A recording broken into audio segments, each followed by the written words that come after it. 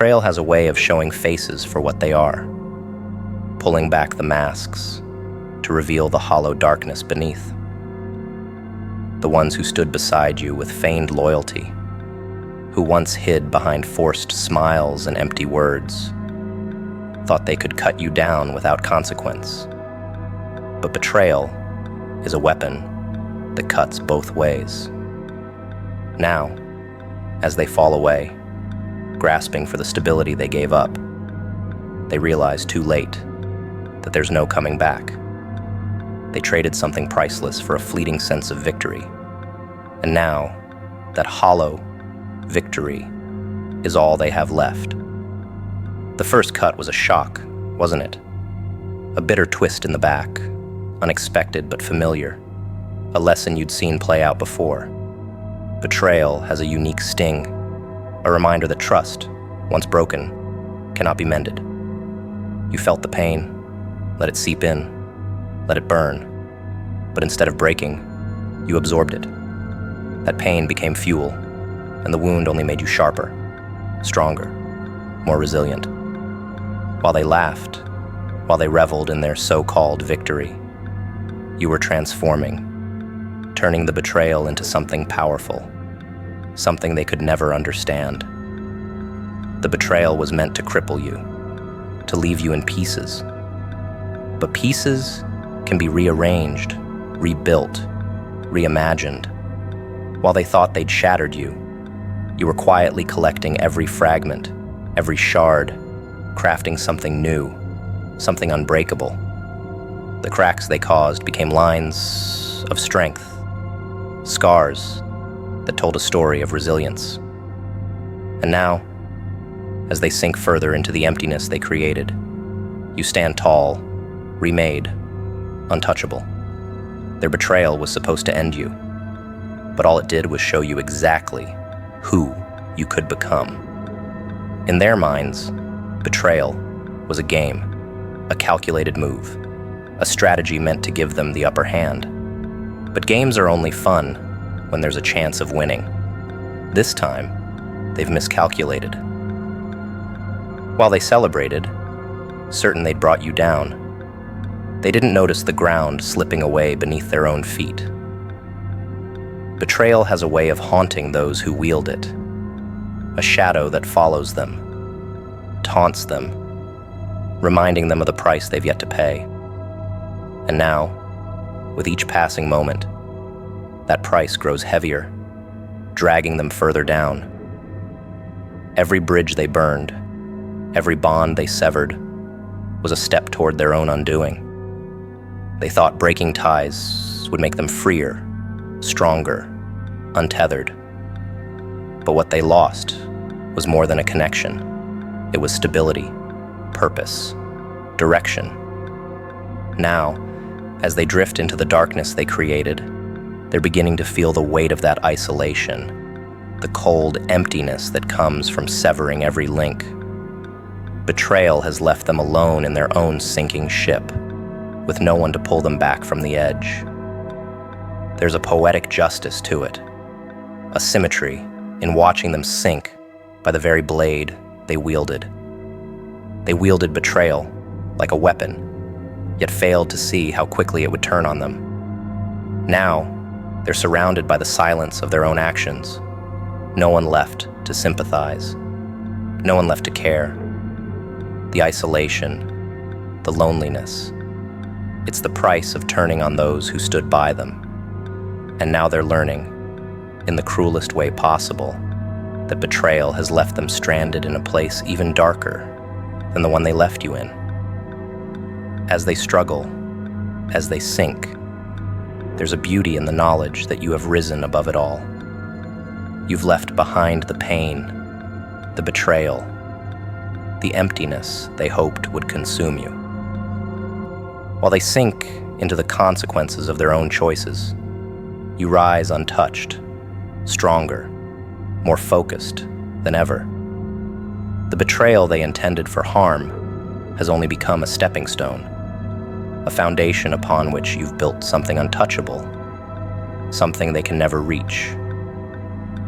Each day that passes, leaves them deeper in their own ruin, sinking further into a pit of their own making.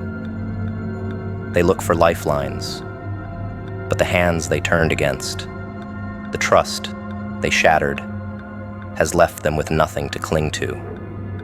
Now, alone in the dark, they finally understand what betrayal truly costs. The silent, unforgiving isolation, the realization that they are their own undoing. Let them sink. Let them fall into the depths they created. You've transcended, untouched by the darkness they tried to drag you into. Their betrayal may have aimed to break you, but it has only broken them. Some people are in such utter darkness that they will burn you just to see a light. Try not to take it personally. Darkness consumes some people in ways unimaginable. They become lost in it, swallowed by their own shadows, seeking any glimmer of light, no matter the cost. To them, the idea of destroying something or someone becomes a twisted form of survival, a way to spark even the faintest glow in their desolate world. They're not after harm for its own sake.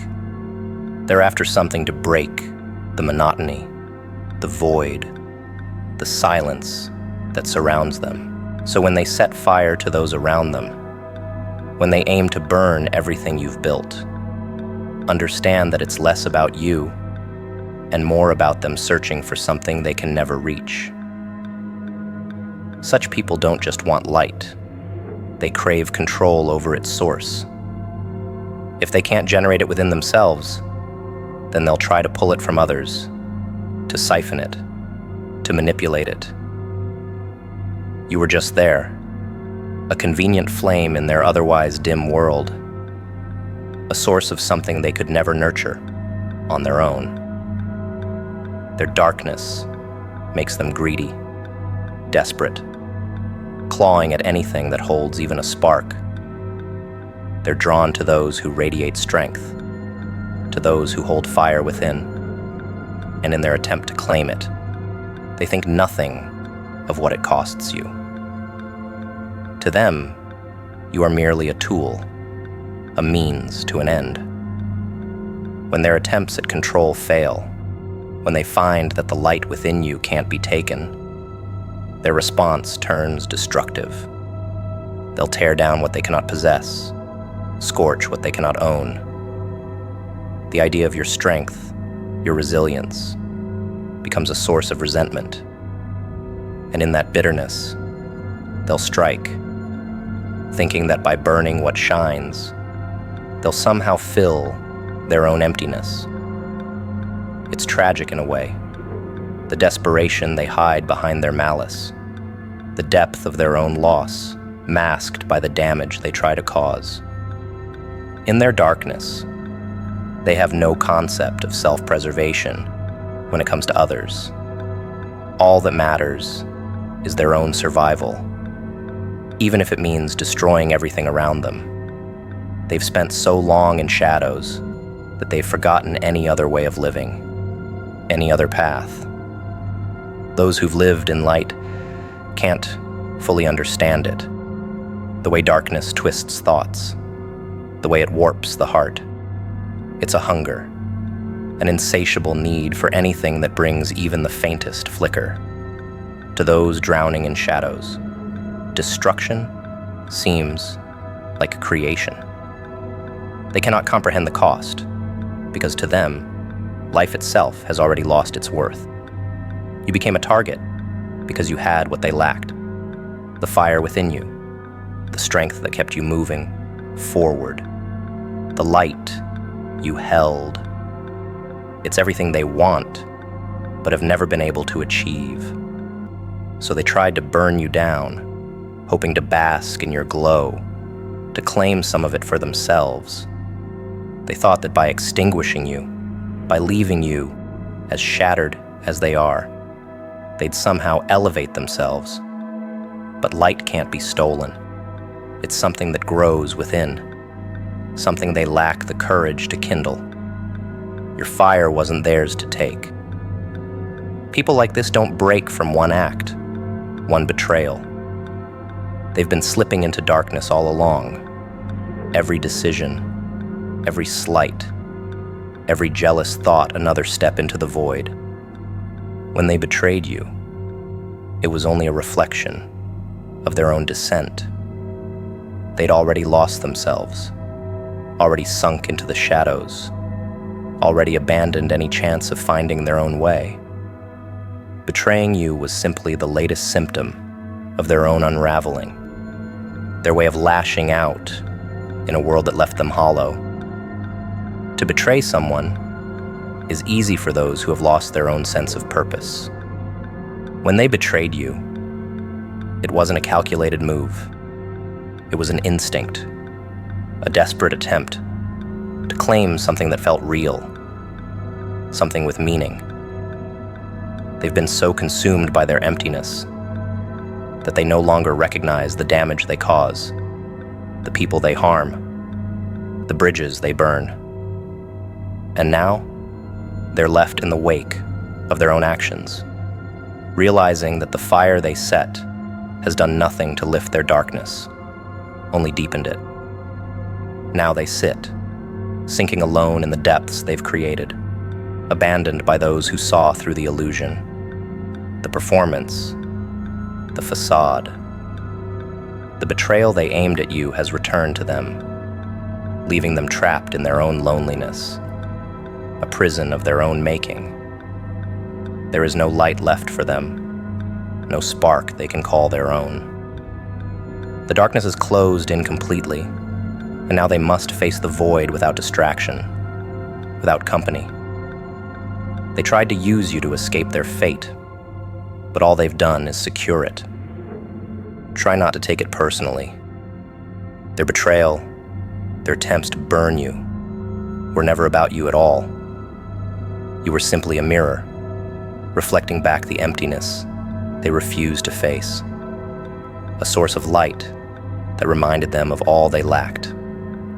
You stood as a reminder of what they could never be, and that's something the dark cannot bear. Hanging around the small-minded eventually makes us small-minded. The plant only grows as big as the environment it's in. People are like soil, each of them carrying a certain quality, an energy that either nourishes or stifles growth. Surround yourself with those who are shallow, who think only in fragments, who live without ambition. And soon enough, your potential becomes limited, boxed in by their small horizons. You begin to adapt to their boundaries, to believe their limits are universal. Like a plant placed in a pot too small, your roots are forced to twist and turn in ways that stifle your true potential. You start to accept mediocrity, to convince yourself that there's nothing beyond the narrow confines they set. The small-minded fear growth. To them, anything that dares to rise above the surface is a threat, a challenge to the reality they cling to so tightly. They'll question, they'll mock, they'll try to pull you down to a level they can understand, where they can keep you within reach. Each day you spend among them is another day your potential shrinks. Another day your dreams are suffocated. They thrive in that smallness, in that limited scope of life, finding comfort in the sameness, in the predictable routines that make them feel safe. And if you stay among them too long, you'll begin to feel that smallness too. Growth requires space. It demands an environment that challenges, that pushes, that encourages expansion beyond what's comfortable. Plants grow tall under the sun, roots reaching deep into the rich earth. Surround yourself with those who are bold, those who challenge the world around them, who see no limits to what they can achieve, and you too will grow, becoming something larger, something powerful. But with the small-minded, there is no sunlight, only shadows, only the dull safety of mediocrity. It's a place where dreams go to wither, where potential remains forever unrealized. Small-minded people rarely seek change. They want things as they are, static and predictable, a world where nothing surprises them, where life can be controlled in its simplicity. They cling to their limitations as though they're virtues, as if staying in one place, never evolving, is somehow noble. And if you let them, they'll draw you into that same mindset, that same cage of contentment, with the bare minimum. You begin to lower your expectations, to align your ambitions with their comfort zones, becoming a shadow of what you could be. To escape this trap is to defy them, to seek the sun they fear. The irony of small-mindedness is its contagious nature. Stay too long, and you find yourself absorbing their fears, their doubts, their excuses for why greatness isn't possible. Their limited beliefs seep into you, a poison that kills ambition quietly. They'll call it practicality, realism, sensibility.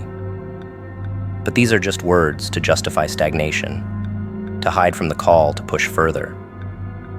Surrounded by such people, you lose sight of your potential, your vision clouded by their insecurities, their small vision of the world.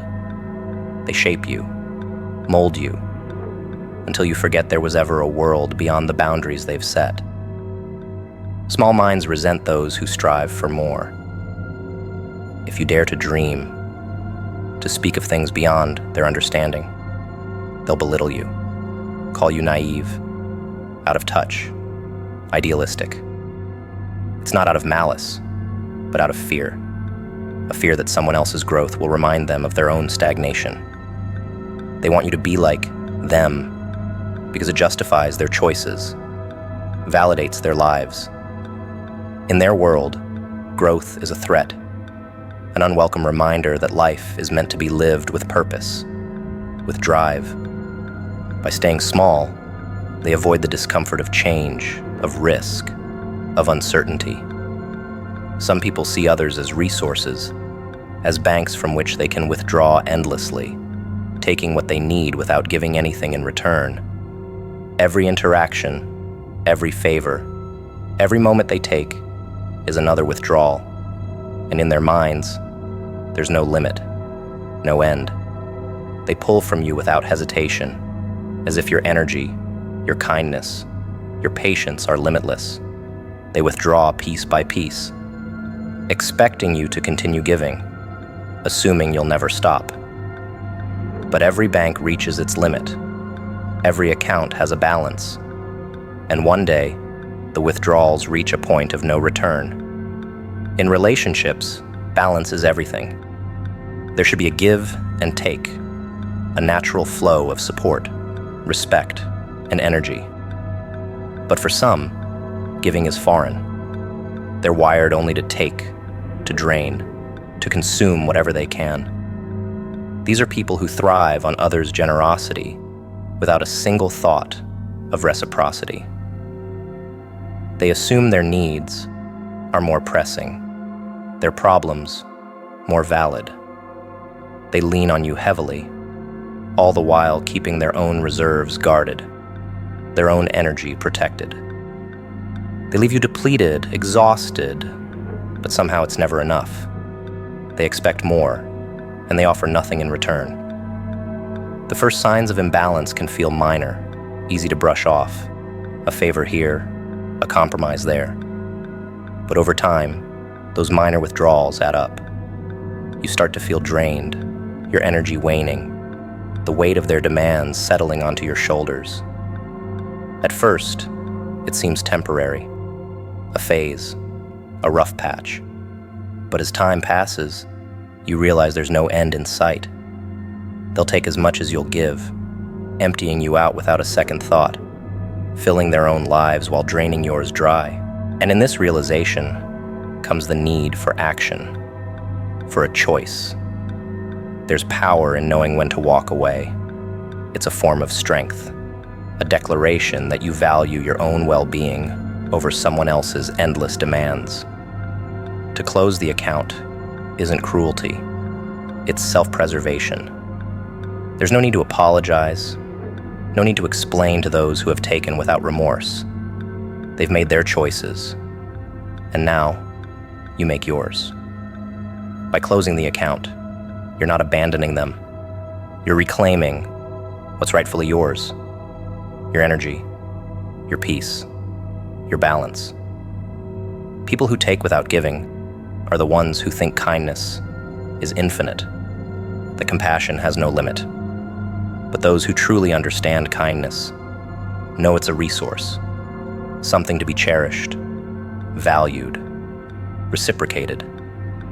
They know that to give is an act of balance, a sacred exchange. The ones who treat it like a free resource are the ones who will never understand its value.